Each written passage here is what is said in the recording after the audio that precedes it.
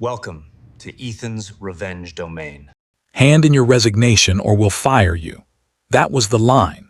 No preamble, no performance review, no discussion about goals or improvements. Just a blunt ultimatum delivered across a glass conference table on the top floor of a building I'd been walking into 5 days a week for 22 years. The room smelled like fresh paint and new furniture, because this was the refreshed, executive floor they'd renovated right after the acquisition. I was sitting in one of those minimalist chairs that look expensive and feel terrible, staring at the 3 people who had just decided my career here was over. Directly across from me sat the new CFO, Oliver Drake. Early 40s, perfect haircut, navy suit tailored within an inch of its life, cufflinks with some discreet luxury logo. He had the smug composure of someone who'd never had to worry about being on the wrong side of an ultimatum. To his right was HR, Linda Marsh, late 50s, company lifer. The kind of person who somehow survives every reorg by reinventing her job title and loyalties. She clutched a folder like a shield, eyes carefully neutral. On the left at the end of the table was the CEO, Jonathan Blake. Mid-50s, Stanford MBA, a resume full of turnarounds that read, if you knew what you were looking at, as gutted, flipped, and forgotten.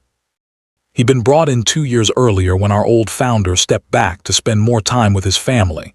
Everyone knew what that meant. We're giving you a choice, Daniel, Jonathan said, voice flat and practiced. It sounded like he'd rehearsed this in the mirror. You can resign today quietly, or we can terminate you for performance concerns. Performance concerns. I'd received exceeds expectations on every review for the past decade. I'd personally designed the budget model that got us through 2 recessions without layoffs. I trained half the current finance staff and overseen dozens of successful audits. But I was also 53 years old, a senior financial controller making $172,000 a year, and in the eyes of the new regime, that made me expensive, inflexible, and expendable. Oliver slid a folder across the table with 2 fingers like he didn't want to touch it any longer than necessary. Inside, he said, is a resignation letter we've prepared and a summary of your severance. If you sign, you'll receive 4 weeks of pay and payout of any accrued vacation. We'll code it as voluntary resignation for personal reasons. Clean exit, no complications. I opened the folder and scanned the resignation letter. It was already typed on company letterhead.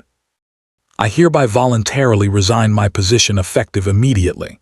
I acknowledge that I have been treated fairly and equitably, and I release the company from all claims, 4 weeks pay after 22 years, about the cost of his watch. And if I don't sign, I asked. Oliver laced his fingers together that I'm so reasonable pose they teach in executive training. Then we proceed with termination for performance and behavioral issues, he said. We have documentation of your resistance to new processes and difficulty aligning with our updated operating model. Linda cleared her throat, reading off her internal script. In that case, you would not be eligible for severance. Your record would reflect termination for cause that can complicate future employment. It wasn't just an ultimatum, it was a threat. Take the scraps or we will brand you as damaged goods. I glanced at the clock on the wall. 9:12 a.m. Wednesday morning. I thought about my first day here. Different CEO, different carpet, same building. Thought about my father, a machinist who never made more than $22 an hour but left with his pension intact because his union never signed anything without reading it 3 times. Never sign anything while you're angry, he'd told me when I got my first real job. And if someone's trying to rush you, that's your sign to slow down. Need a decision now, Jonathan said, glancing toward his phone as if he had something more important to get to. This can be over in 5 minutes if you just sign. I nodded slowly. I'll resign, I said. Relief washed over their faces like I'd just defused a bomb. Oliver actually smiled. Linda's shoulders dropped. Jonathan exhaled and half rose from his chair. Smart choice, he said. If you'll just sign the letter. I'll write my own resignation, I said. The motion of him standing froze mid-rise. Oliver's smile slipped. We've already prepared one that covers all the necessary language, he said. It's standard. No need to. I'll write my own, I repeated, looking right at him. Unless you're planning to dictate the exact words I'm allowed to use when I resign." There was a tiny flick of annoyance in his expression. He masked it quickly, but I'd spent my career reading faces in budget meetings. I noticed. "That's fine," Jonathan said after half a second too long. "As long as we receive your resignation in writing by end of day, HR will process from there." "You'll have it within an hour," I said. I closed their folder, stood up, and left it sitting there on the table. As I reached for the door handle, I heard Oliver mutter under his breath, just loud enough that the room's acoustics carried it. Well, that was easier than I expected. They thought the hard part was over. They had no idea the most expensive part hadn't even started. Because 4 days later, on a Monday morning at 9:43 a.m., the company's legal counsel called my personal phone, sounding like he'd just discovered a live grenade inside a manila envelope. "Mr. Reeves," he said cautiously, "this is Stephen Carver, outside counsel for Meridian Capital Holdings. I'm calling about your resignation letter. Specifically, the phrase effective upon full settlement of all compensation and contractual obligations." He read the line slowly, like it might bite him. "I need to ask," he continued, "what exactly did you mean by that?" So I explained it to him calmly and precisely, the way you explain compound interest to a freshman who thinks minimum payments are a long-term strategy. When I was finished, he didn't say anything at all for a full 10 seconds. Then, "Please hold. I'd like to bring the CFO into this call." 2 minutes later, the line clicked and I heard another voice. Not nearly as smooth as usual. "Daniel, this is Oliver," he said. "Our counsel tells me there's some confusion about what you're claiming we owe you." "Confusion," I repeated. "No, there's no confusion." "You're saying," he started, then stopped.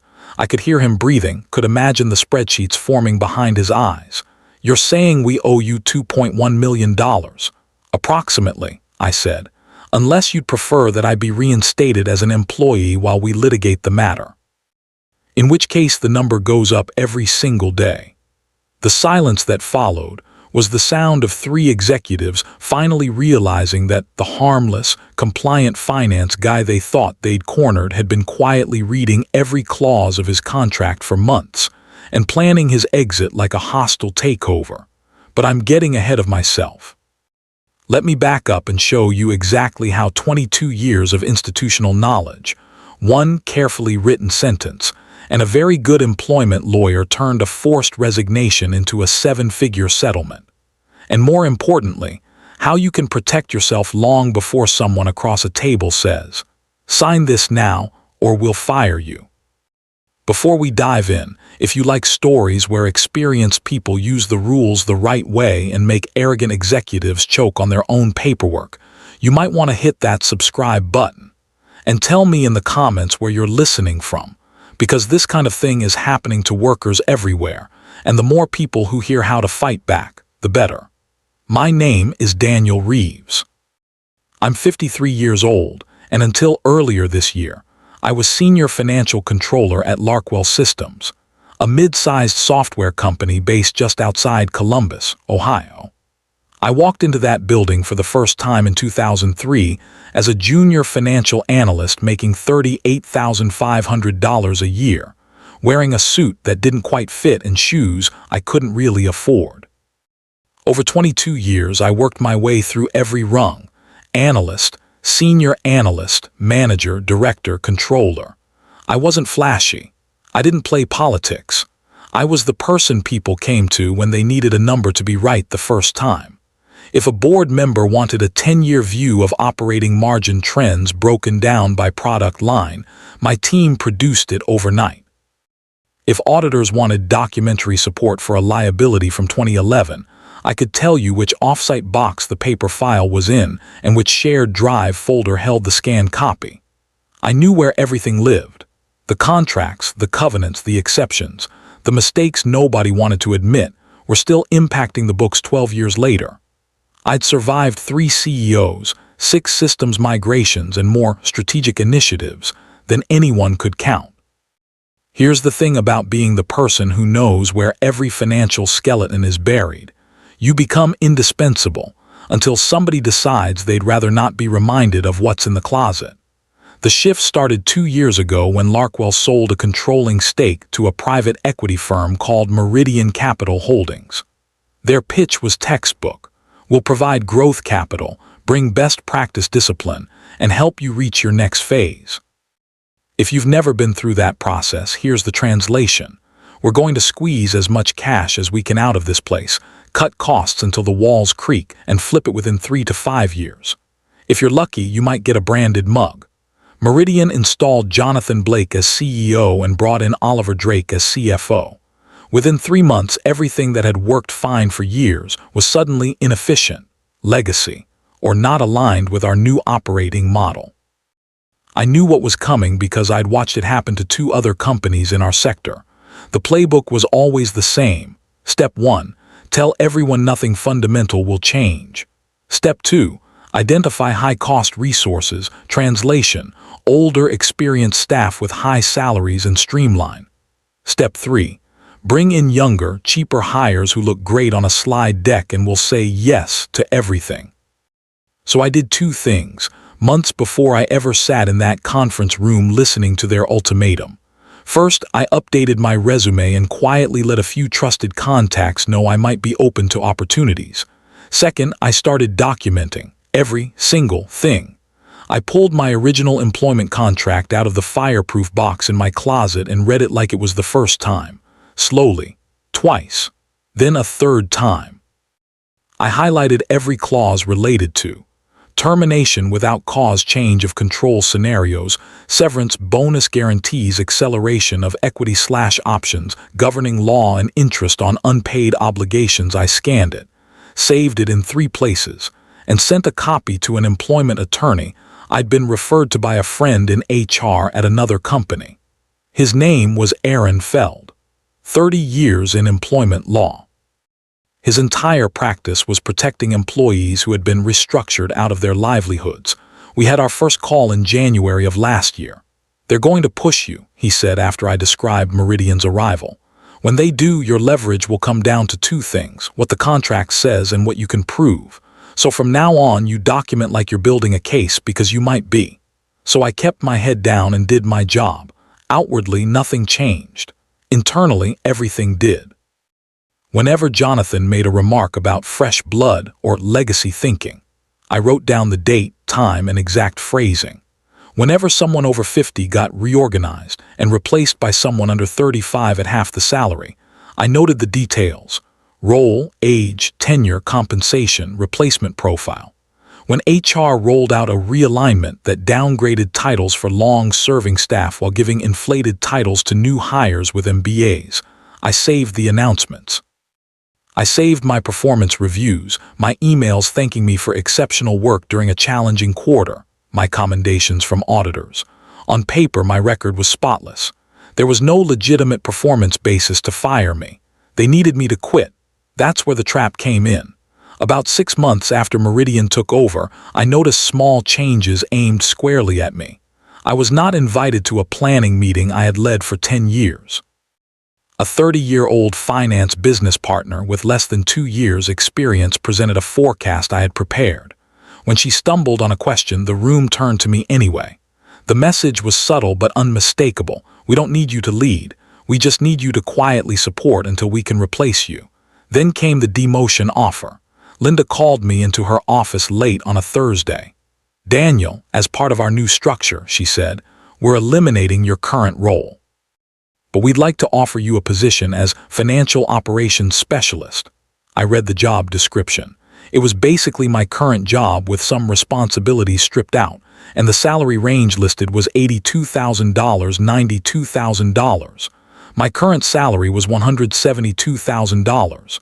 "A 50% pay cut," I said, "to do a watered-down version of the work I've done for 2 decades.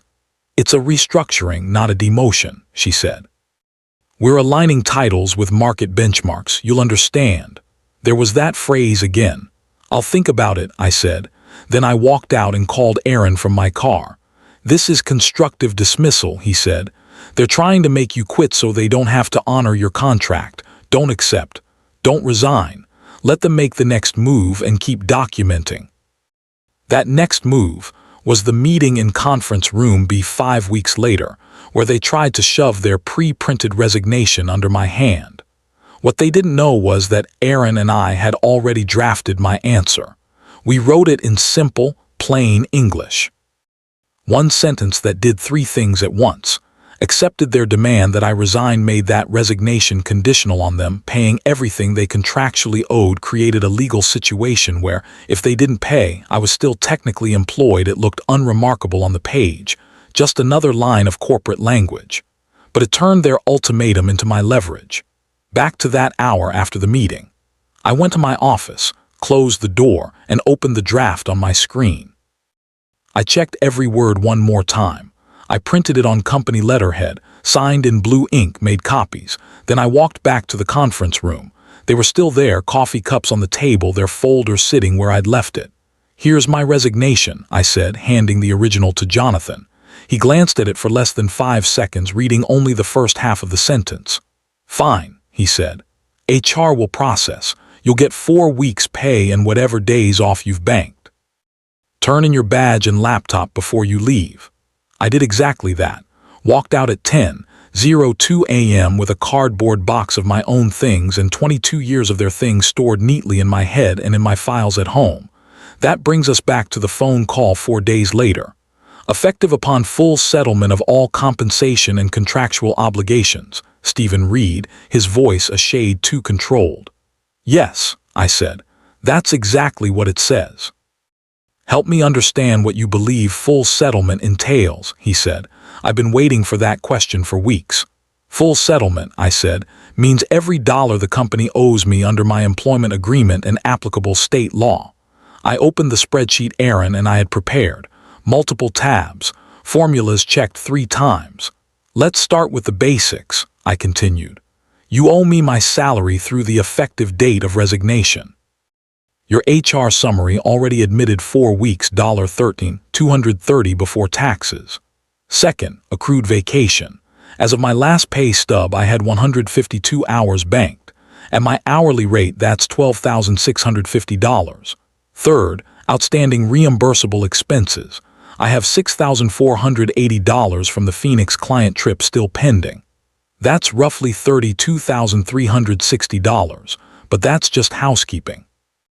There was a rustle of paper on the other end. I could practically hear Oliver flipping through a file, trying to line my numbers up with his. "Your letter indicated a much larger number," Stephen said stiffly. "It did," I said, "because full settlement also includes everything specified in the contract you've apparently never read." We went through it clause by clause. Section 7.3, Annual Performance Bonus. A guaranteed minimum of 20% of base salary if departmental targets were met. They had been. That was another $34,400. Section 9.2, Change of Control Protection. In the event of a change in control followed by termination without cause or forced resignation for good reason within 24 months, the company owed 24 months of salary continuation plus continued benefits. "Terminated without cause," I said, "includes situations where the company attempts to demote me substantially or cut my pay by more than 20%. You offered me a role at roughly half my current salary. That's textbook good reason under the agreement. 2 years of salary at $172,000 is $344,000. Health benefits and $401K contributions add another $38,000 or so." I could hear keyboard clacking now. Someone was doing the math. Then we got to the part that had probably made them spill coffee on their conference table. The equity. The original grant from 2007, amended in 2012, contained a line almost nobody talked about because almost nobody knew it was there. Upon a qualifying change of control, all unvested stock options vested immediately. And upon termination without cause or resignation for good reason within 24 months of that event, the company was obligated either to honor the options or to cash them out at fair market value. Fair market value was no mystery. Meridian's investment had been publicly disclosed. The per-share price was in the press release. "So," I said, as calmly as if we were discussing office supply spend, We have 58,000 vested and unvested options at an effective value of roughly $28 per share. That's about $1.624 million. No one spoke.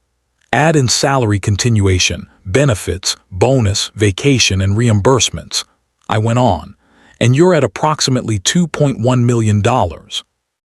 Plus statutory interest on unpaid wages, which accrues from the date you accepted my conditional resignation but failed to pay full settlement. And until you do pay, my resignation hasn't actually taken effect. I let that sink in. That means, I said, that as of today I'm still an employee, technically, still accruing daily salary, still covered by your health plan, still entitled to whatever protection state law gives to current employees.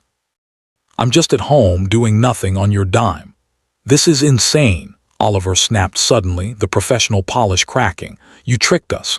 I wrote a sentence that any competent reader would recognize as conditional, I said. You insisted I resign immediately and accepted my letter without reading it carefully. That's not a trick, that's negligence. We're not paying you $2 million, he said. Then don't, I replied. Keep paying my salary instead. Keep me on your books while we let a court decide. Meanwhile, my attorney has already drafted a complaint alleging age discrimination, retaliation, constructive dismissal, and breach of contract. We've got 22 years of spotless reviews and a lovely pattern of older, higher-paid employees being pushed out and replaced with younger, cheaper ones. Discovery is going to be illuminating. Silence again. You can settle this quietly, I added. Or we can educate a jury. I'm fine either way. Just understand, every day you delay, the meter runs. They folded faster than I expected. The first offer came 3 days later, $600,000 and a standard release. I said no. The second offer, $1 million, a mutual non-disparagement clause and a reference letter. I said no. Aaron smiled when I told him. They're still anchoring on their idea of your value, not on their legal exposure, he said. They'll get there. They got there after someone, probably an outside lawyer who actually understood employment law, sent them a blunt memo. I didn't see the whole thing, but I saw the key line in an email that was accidentally forwarded to me when it restored my access temporarily in a panic. He is correct on the contract interpretation. The resignation is conditional and has not yet taken effect. If you do not pay, he remains an employee with a very strong claim. Recommend immediate settlement close to full value. The final negotiation happened on a Friday afternoon. Stephen's voice was tight but controlled. We're prepared to offer $2 million even plus attorney's fees in exchange for a global release and a resignation effective upon payment. $2.1 million, I said, plus my attorney's fees in full. Wire within 10 business days. A neutral to positive reference signed by the CEO. Mutual non-disparagement with carve-outs for legal and tax obligations, and no non-compete or restrictions on my future work. That's my number, that's my line. You're asking us to bleed for a controller, Oliver said bitterly in the background. You're paying what you promised to pay when you hired a controller you claimed to value, I said. The only difference is that now the bill is due all at once. They took the deal. 10 days later, $2.1 million hit my account. A FedEx envelope arrived the same afternoon with a letter on heavy stock, Jonathan's digital signature at the bottom, praising my exceptional contributions and unwavering professionalism. I framed that one purely for the irony. Here's the part that matters if you're still in someone else's conference room, being told to sign or be fired. None of this was magic. None of it required insider connections or some secret loophole. It required knowing what my contract actually said, getting a competent lawyer early, not after I'd already signed something documenting everything. For months, like it might matter later, staying calm when they tried to rush me into a bad decision, refusing to use their words and writing my own instead. They wanted me to panic, to grab their 4 weeks of hush money, to walk out quietly and leave all my claims on the table. They were counting on me not reading, not thinking, not pushing back. Instead, I read, I thought, I pushed back, with one sentence and the patience to let their own choices catch up with them. If you take nothing else from this story, take this. Don't wait until the crisis meeting to find your contract. Read it now. Don't assume HR is there to protect you. Their job is to protect the company. Don't sign anything written by someone whose bonus depends on how cheaply you leave. And don't ever underestimate the power of writing your own words instead of accepting theirs. Sometimes the best revenge isn't shouting, or slamming doors, or hoping they regret losing you. Sometimes the best revenge is a quiet, conditional sentence that turns "hand in your resignation" or "we'll fire you" into "we just agreed to pay you everything we ever owed you" in one very painful wire transfer. They thought they were closing a chapter on a high-cost legacy employee. What they actually did was sign off on the most expensive resignation in the company's history. Thanks for listening. I'll see you in the next one.